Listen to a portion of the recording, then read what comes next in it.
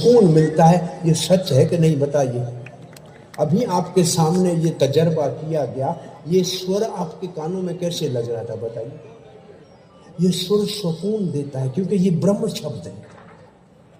ये आत्मा के लिए तरंग, ये तरंगे आत्मा को जब छूती है ना, तो आत्मा के जो आस्ते आस्ते इसको भूलेंगे।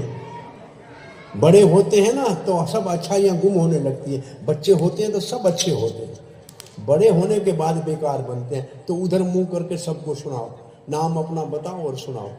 हरे कृष्णा। आप सब वैष्णव के चरणों में मेरा प्रणाम और सर्व महाप्रभु के चरणों में मेरा प्रणाम। मेरा नाम भक्ति प्रकाश है और आज मैं आपको भगवत गीता के 18.66 बताऊंगी। सर्वधर्मान् परित्यज्य मामेकं शरणं व्रज अहं त्वां सर्वपापेभ्यो मोक्षयिष्यामि मा शुचा। सारे धर्मों को छोड़कर मेरी शरण में आ जाओ, मैं तुम्हें समस्त पापों से मुक्त कर दूंगा, डरो मत। ये भगवान श्री कृष्ण अर्जुन को कह रहे हैं। और कुछ बताओ, एक से काम नहीं चलेगा। ये श्लोक सब भक्तों को सबसे पहले याद होता है और इसके ऊपर चलने के लिए कई उम्र लग जाती है। इसके ऊपर अमल करना बहुत मुश्किल है और याद करना ये सबसे आसान है। ये मेरा जिंदगी का तजर्बा है। अध्याय पूरा बताओ, जो आए वो बताओ। हाँ, इदं ते गुह्यतमं प्रवक्ष्यामि रसोऽयं ज्ञानं विज्ञान सहितं यज्ञात्वा मोक्षसे अशुभा विद्या राजगुह्यं पवित्रम् इदम् उत्तमं प्रतीक्षागमं धर्मयं सुसुखं कर्तुम् अव्ययम् अशर्धधाना पुरुषस्य धर्मस्य परन्तप अप्रभाव्य मामं वर्तन्ते मृत्यु संसार वर्तमनि। बस बहुत हो गया। हरे कृष्ण। रोज यहाँ बाहर वो करमचंद हमारा, हम कर्म भारी करते थे। इसके बाद दोपहर का भोजन करने आता था टांगे में। फिर टांगे में वो टांगा जो होता था उसमें आगे एक घोड़ा लगा हुआ होता है। ये तो गीतामृत दोहे नमा वो भगवान का। ऐसे के ऐसे रहोगे तो किसी खड्डे में गिरा देगा, हाथ पांव टूट जाएंगे। इसी को मेरी डोरी तेरे हाथ दीन बंधु दीनानाथ, ये कहते थे ना। ये डोरी क्या है? मन। भगवान हमारा मन हम आपके हाथों में देते हैं। इसका मतलब लगाम भगवान के हाथ में दे दो। देखो इंद्रियों के न घोड़े भगे, इनको संयम के कोड़े लगे। गोविंद गोपाल गाते चलो, हरि नाम का खजाना लुटाते चलो। ये इंद्रियों के घोड़े नहीं भागने चाहिए, इनको संयम के कोड़े लगने चाहिए। और ये कौन लगाएगा? वो ये रथ में नहीं है, अर्जुन के लिए है रथ में, क्योंकि अर्जुन ने कृष्ण को दिया है। अर्जुन ने 7वें श्लोक में दूसरे अध्याय में कहा है, शिष्यस्ते हम सारी माम तो हम करता। मैं आपका शिष्य हूं, मुझे आप तालीम दीजिए।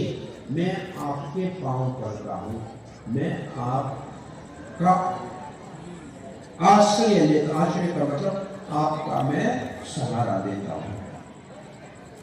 तो आपको एक चीज इस फोटो के अंदर चाहिए, वो चाहिए आपका रहबर गुरु, जो आपको संयम में चलाए, सीधे रास्ते पे चलने के लिए डिसिप्लिन में चलाए, डिसाइपल बनाए।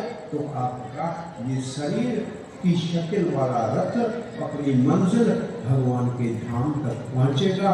वैसे भी कुंज बिहारी के शरण में बैठे सब लोगों को आज के इस स्वामीनारायण मंदिर वाले भक्तों के जो समाज है और हमारे गौरताय भवन के जो हरे कृष्णा सत्संग वाले जो साथी हैं, सहयोगी हैं, राम सखा जी हमेशा से सेवा कर रहे हैं। और हरि सखी और इन सारे भक्तों ने जो परिवार ने सब मिलकर जो ये सत्संग किया है, इसको यहाँ अब हम पूरा करके समाप्ति करते हैं। मैं समझता हूँ कि गीता को थोड़े में मैंने आपको थोड़े समय में बताने की कोशिश की है। अगर आपको समझ आई है तो भगवान श्री कृष्ण आपके ऊपर सदा अपनी रहमत बना के रखे, और आप सब भी दुआ कीजिए कि ये एक छोटा सा अदना नौकर इस बहुपाद के जमायत की जो सेवा है, जो खिदमत है, उसको अच्छी तरह से करने में कामयाब रहे। इन शब्दों के साथ, इन लफ्जों के साथ हरे कृष्ण। जोरदार तालियों में प्रभु जी का धन्यवाद करें आप सब। ये तालियां बहुत कम हैं। अब मैं प्रार्थना करूंगा। और यहाँ हम बैठ के गीता सीखते थे, पढ़ते थे और पढ़ाते थे। आज 44 साल से उसी गीता को सीख रहे हैं, पढ़ रहे हैं और पढ़ा रहे हैं। फिर भी हर बार उसके अंदर नवापन है, कभी पुरानी आज तक नहीं हुई गीता। गीता कोई किताब नहीं है, गीता एक फर्द है। कृष्ण का वाणी का मतलब उनके मुख से निकली हुई ये अमृत वाणी है, जो कृष्ण से अलग नहीं है। जितना आप इससे प्यार करेंगे, जितना इसकी सेवा करने में आप आगे बढ़ेंगे, उतना ये आपके साथ रोज नया नया मुशाहिदा कराएगी, अनुभव कराएगी।